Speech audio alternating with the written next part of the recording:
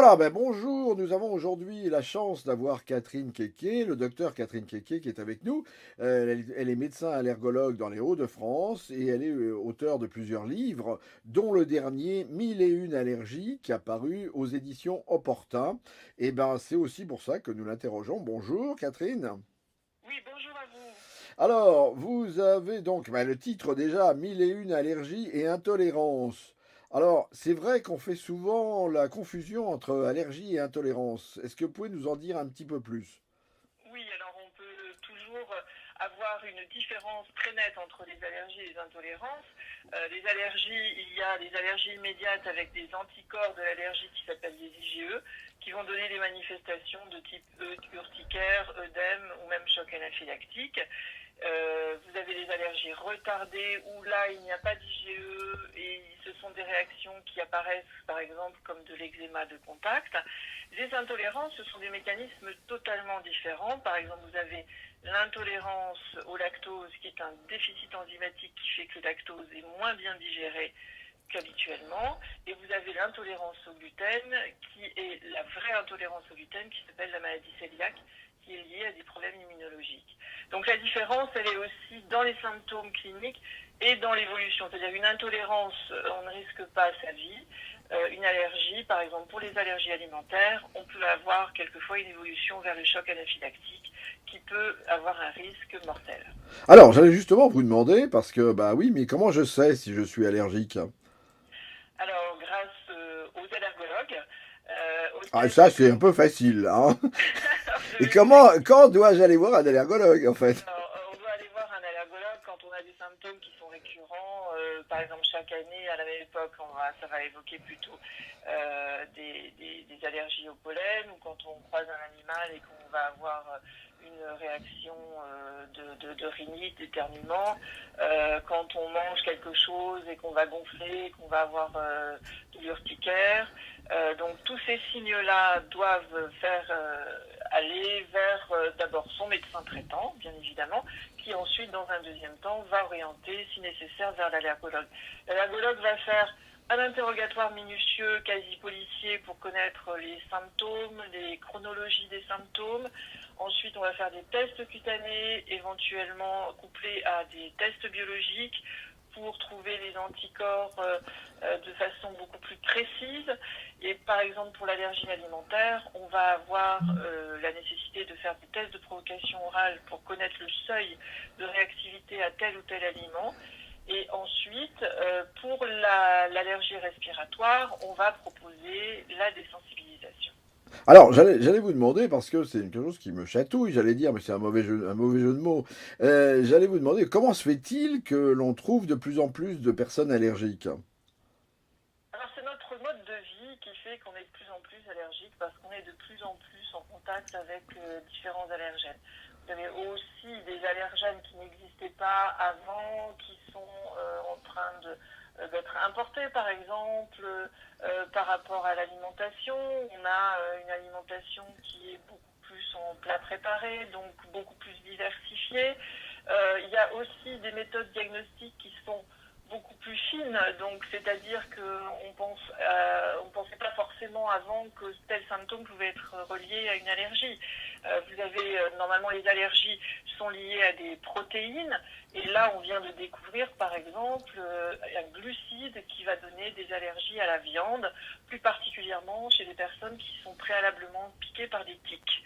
Vous voyez, donc tout ça fait que il y a certainement en effet beaucoup plus d'allergiques, mais on a aussi des méthodes diagnostiques qui sont beaucoup plus fines. Alors, donc, l'assiette est un des premiers allergènes, alors presque. Oui, oui, oui. En fait, alors on va avoir dans les allergies respiratoires, on va avoir des stars, on va dire, des allergènes, c'est-à-dire par exemple les acariens, les pollens. Et dans l'alimentation, on va avoir, alors suivant l'âge, on va avoir des allergènes différents. Chez l'enfant, ça va plus être le lait, l'œuf, l'arachide. Et chez les adultes, ça va être plutôt des allergies croisées, c'est-à-dire entre de l'allergie respiratoire et des allergènes alimentaires. Alors, j'allais vous poser une question un petit peu provocatrice. Est-ce que les allergologues s'occupent de l'intestin? Parce qu'on dit que l'intestin est maintenant un lieu d'échange qui est hautement coupable. Alors oui, forcément de l'intestin, par exemple, rien que pour la diversification alimentaire chez le tout petit. Avant, on disait qu'il fallait diversifier après l'âge de 1 an.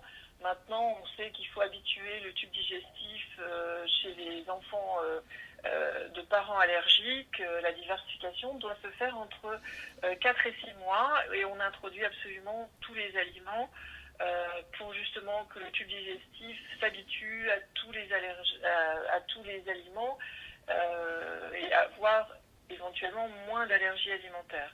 Après, vous avez des symptômes qui vont évoquer une allergie, mais qui n'en sont pas forcément une, comme la sensibilité non cœliaque au gluten. Donc, il faut qu'on arrive à faire la part des choses entre ce qui est véritablement allergique et ce qui ne l'est pas. Oui, parce que la grande vogue, c'est de plus manger de produits laitiers, de plus manger de gluten.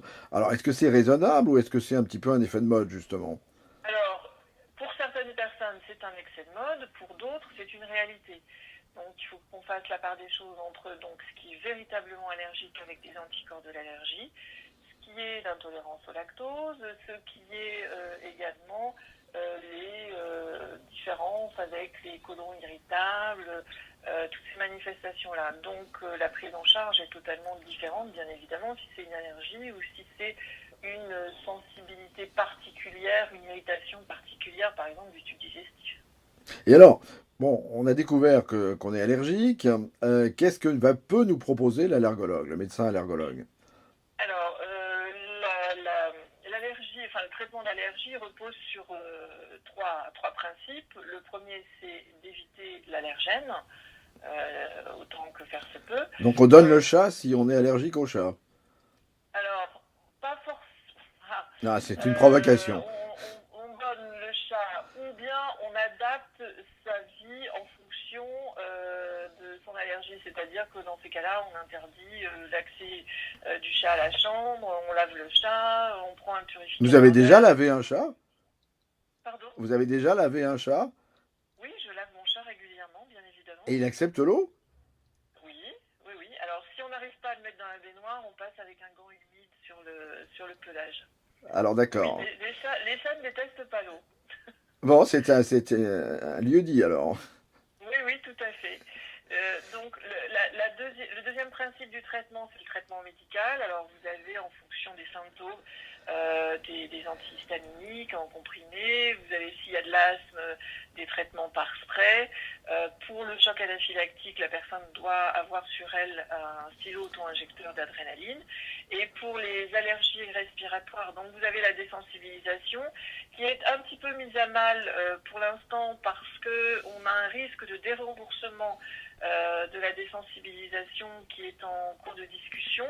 Alors, certaines associations comme l'Astral ou les syndicats des allergologues luttent justement pour qu'il n'y ait pas ce déremboursement de la désensibilisation.